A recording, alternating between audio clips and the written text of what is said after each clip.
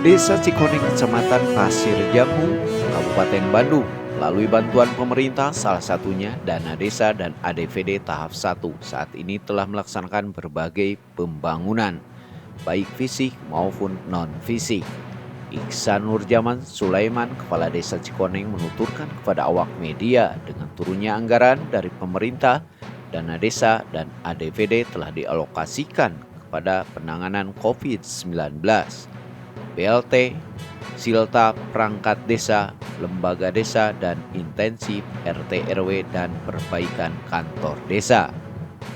Untuk tahap selanjutnya akan dialokasikan pada pembangunan sarana infrastruktur dan penanganan COVID-19 dan untuk PPKM.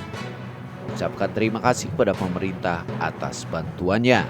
Alhamdulillah untuk sementara di Desa Cikoneng ADPD tahap 1 sudah terrealisasi, terus dana desa tahap 1 sudah terrealisasi dan juga Banprop atau Banbuk alhamdulillah sudah terrealisasi.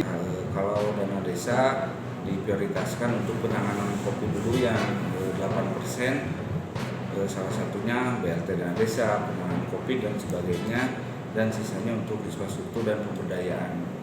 Kebetulan dari dana desa infrastruktur untuk pembukaan jalan kan desa dan penanganan sampah, tempat pembuangan sampah yang alhamdulillah sekarang penanganan sampah di Desa Cikoneng alhamdulillah sudah sukses dan berhasil. Kebetulan pembangunan desa dari ADPD. Kebetulan ADPD kebanyakan di pemberdayaan dan belanja pegawai. Kalau ADPD itu udah terplot oleh pemberdayaan seperti gaji RT RW dan sebagainya itu BPD. Kalau dana desa kebetulan tahap 2 untuk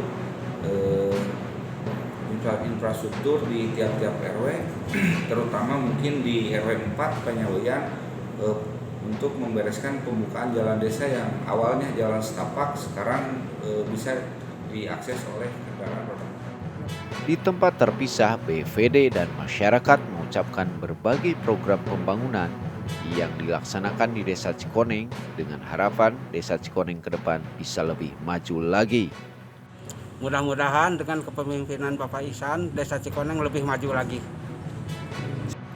Pemerintahan Desa Cikoneng, Kecamatan Pasir Jambu, ngaji, balas.